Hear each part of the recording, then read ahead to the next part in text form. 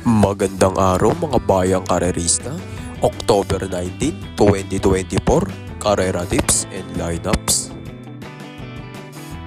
Ito na po ang ating lineup para po sa ating race number 1. Race number 1, this is our Pick 6 event, covers races 1 to 6. This is a 2-year-old maiden race. Ang distansya nga po natin dito mga bayang karerista ay 1,200 meters.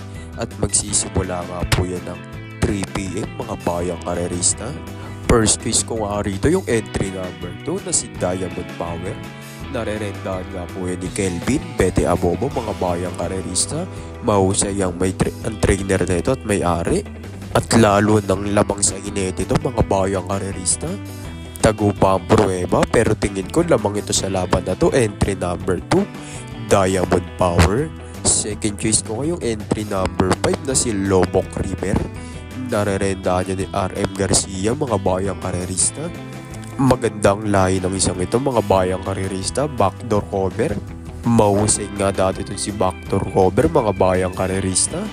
Baka nakuha nito ang galing daw, kaya ito ang pwede kong paprotection dito para sa ating race number 1. Ito na po ang ating lineup para po sa ating race number 2. Race number 2, this is our Big 5 event, covers races 2 to 6. This is a Pilracom, rating based on handicapping system class 5, 6 to 10 split. Ang distansya nga po natin dito mga bayang karerista ay 1,400 meters. At magsisimula nga po yun ng 3:35 PM mga bayang karerista. First case ko nga rito mga bayang karerista at sosolohin ko na. Mababa sa laban, entry number 3. Ang Balloon Bandit, narerendahan niya ni John Alvin Gusi mga bayang karerista. Solo ere sa unahan to mga bayang karerista. Walang makakalutya dito dahil halos lahat ay deremate mga bayang karerista. Pwede rin maging kabitan to ni Diamond Power sa unahan mga bayang karerista. Panolo na to sa mga nagtitipid. Ito ang pwedeng panolo mga bayang karerista. Entry number 3, Balloon Bandit. Ito na po ang ating lineup para po sa ating race number 3. Race number 3, this is our Pick 4 event, covers races 3 to 6. This is a Pilracom, rating based on handicapping system class 5, 6 to 10 split. Ang distansya nga po natin dito mga bayang karerista ay 1,400 meters. At magsisimula nga po ng 4:10 PM mga bayang karerista. First case ko nga rito yung entry number 1 na si Prince Uno. Narerendahan niya ni BJB Galleta mga bayang karerista. Ito na ang pwedeng bumandera dito mga bayang karerista. Dahil alos lahat ng mga kalaban niya ay deremating kabayo. Kayang-kayang tumapos na ito from start to finish. Second case ko nga yung entry number 2 na si Margo. Narerendahan niya ni RJ Sitabor mga bayang karerista. Labang ito sa kalaban dito mga bayang karerista. Siya ang pwedeng makaremate dito kapag naubos si Prince Uno sa unahan. Ito na po ang ating lineup para po sa ating race number 4.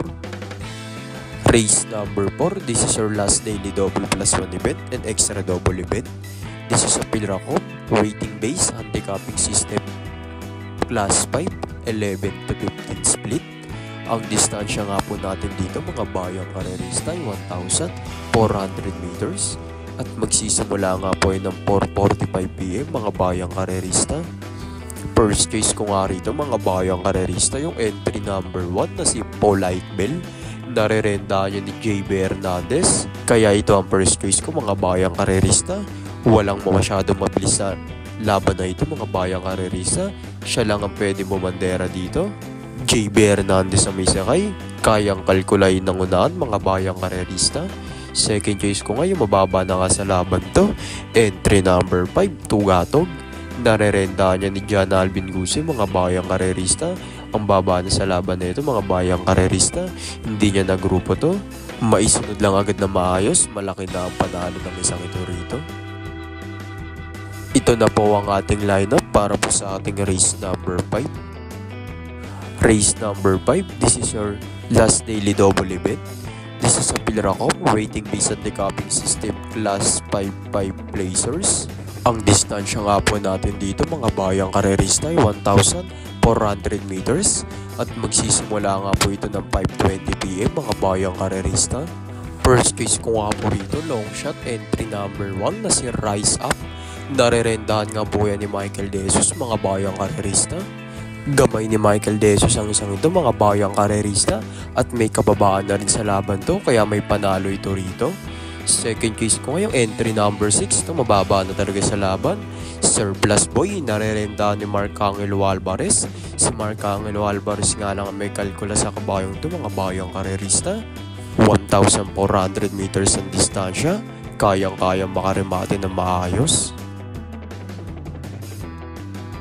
Ito na po ang ating lineup para po sa ating race number 6. Race number 6, this is our last race for today. This is a Pillaracom rating based on the cupping system last 5, 11 to 15 split. Ang distansya nga po natin dito mga bayang karerista ay 1,400 meters at magsisimula nga po yan ng 5:55 PM mga bayang karerista. First case ko nga rito yung entry number 1 na si Go Aidan Go. Narerendahan nga ni JB Guerra mga bayang karerista. Siya ang may pinakamagandang pruweba rito mga bayang karerista at mababa rito sa laban. Gamay ni JB Guerra ang isang ito, kayang-kayang manalo na ito. Second case ko nga po yung entry number 7 na si Kalangaman Island. Narerendahan nga po yan ni Wael Bautista mga bayang karerista.